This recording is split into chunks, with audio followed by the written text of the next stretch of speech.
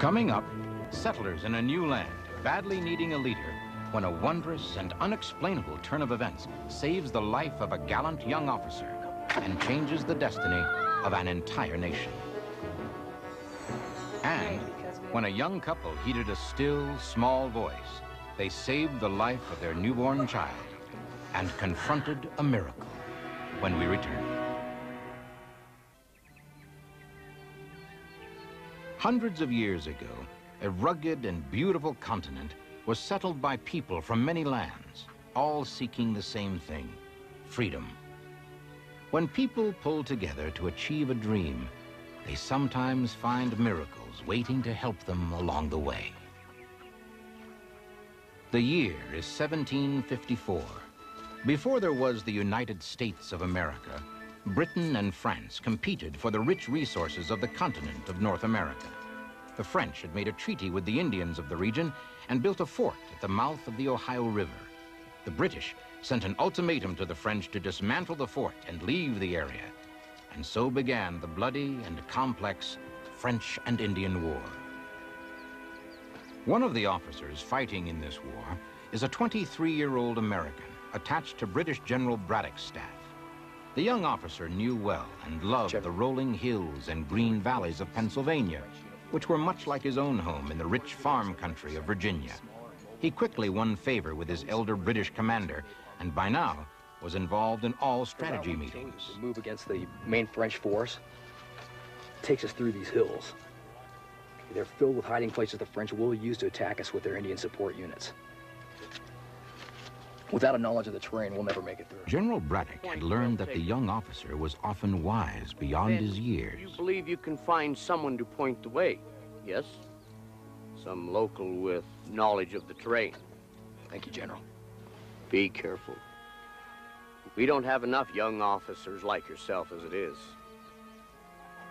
The young officer enjoyed nothing better than having important work to do, even if it was difficult and dangerous, and he enjoyed serving under a leader like General Braddock. In less than a minute, he was ready to undertake his important assignment.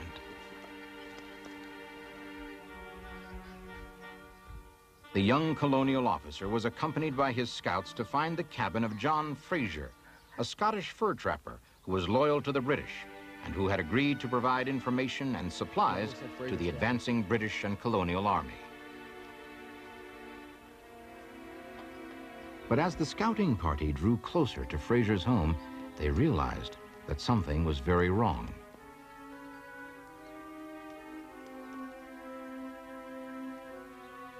Knowing that the man he sought had no doubt been killed or kidnapped by the French militia, the young officer was still insistent on exploring further. He felt strangely drawn to this little cabin in the woods.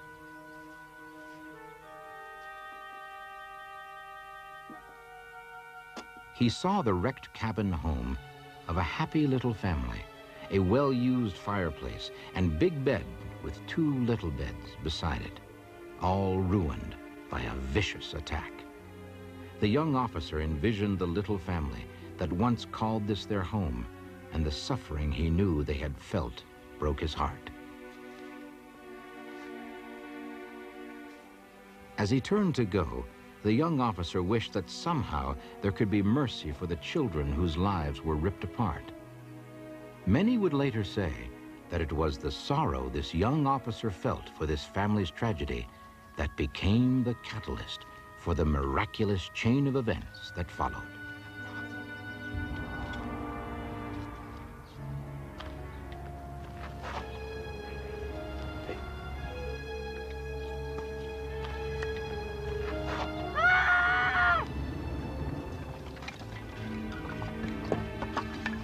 It's all right. Come on, boy. Put your head. Oh, there. It's all right. You have another.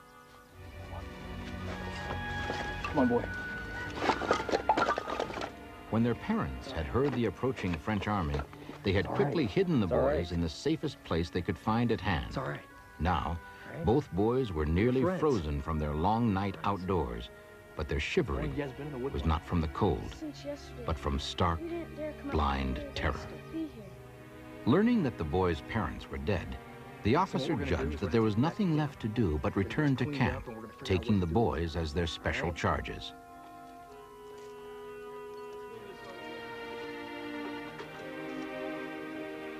We couldn't see.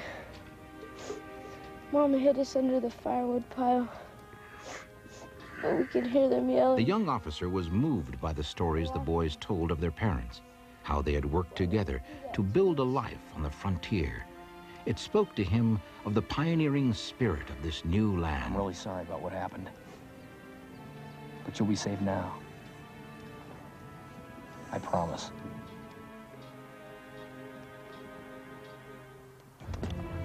Later that day, he wrote in his journal about the new people. They were no longer British nor European, he wrote, but a new people, discovering a new way of life, all their own in this rough but plentiful wilderness. They were not as refined as their European forefathers, perhaps, but more ambitious and honest.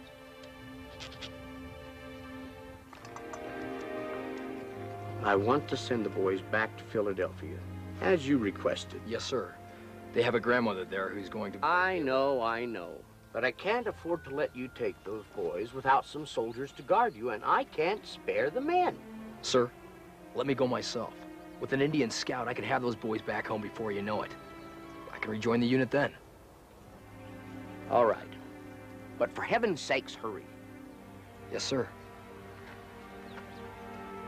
The path he intended to take would be dangerous, but he knew it would not be as dangerous as where the unit was scheduled to move next.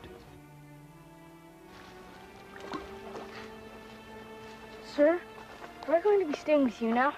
No. I and one of my scouts will take you to your grandmother's. What if we get attacked on the way by the French or the Indians? That could... Listen. Our, life to protect you. Do you believe me? All right. Yeah, but who's going to keep you safe?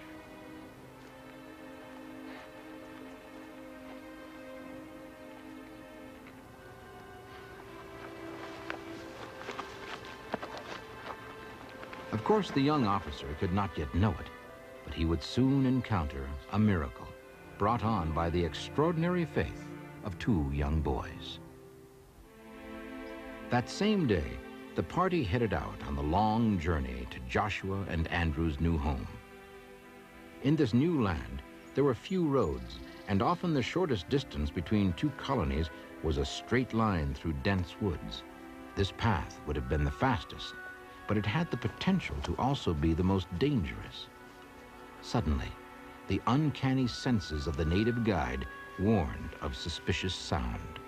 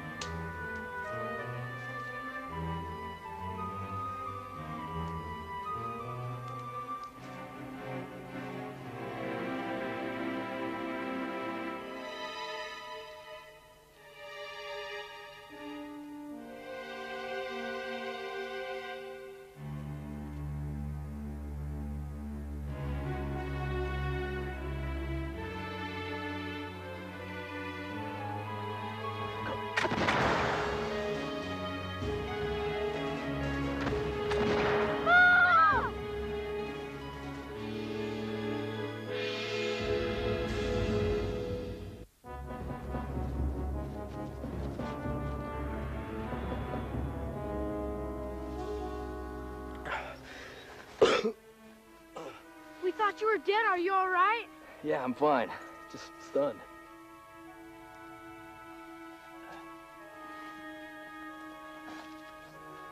when the attacking Indians saw that the man they had shot was not killed, their chief ordered them to retreat.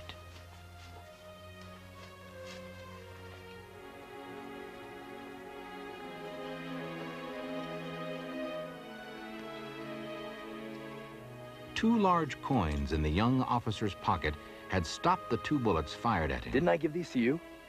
Each coin was creased by the force of the pellets that would otherwise have buried themselves in his heart. The young officer could not understand how. Both coins had somehow made their way back to him and stopped the two bullets intended to kill him. It was only a few days' travel on to Philadelphia, where the boys were united with their grandmother, Mrs. Sarah Fraser.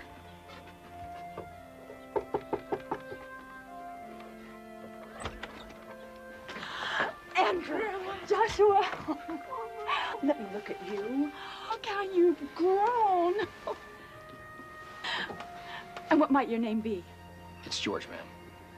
George Washington. How can I ever repay you for what you've done?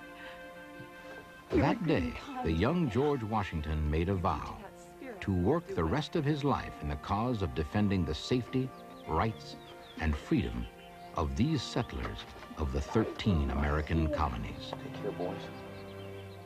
15 years later, the French and Indian War had drawn to a close at last, and Washington returned to his home state to rebuild his fortune as a farmer and a businessman. Soon he would take command of the colonial Continental Army in the new country's fight for freedom. In the meantime, here in Mount Vernon, Virginia, Washington made his home and often entertained dignitaries from all parts of this burgeoning new land. One day, an old Indian chief visited the man who would one day be America's first president. The chief told of how he had led the Indian attack that fateful day so long ago. He recalled the young officer who was alone and exposed, and how he had ordered his braves to be certain not to miss when they shot at this man. But, the chief now told him, a power far mightier shielded you.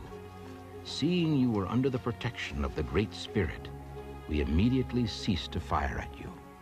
I will always remember also. It is humbling to realize that had not George Washington been miraculously saved that fateful day so long ago, America might not ever have been free to become the champion of liberty, and the world might have been a darker place. But he was saved, against all odds, and was able to go on to be the leader of the American Revolution, a great man made still greater with the aid of a miracle.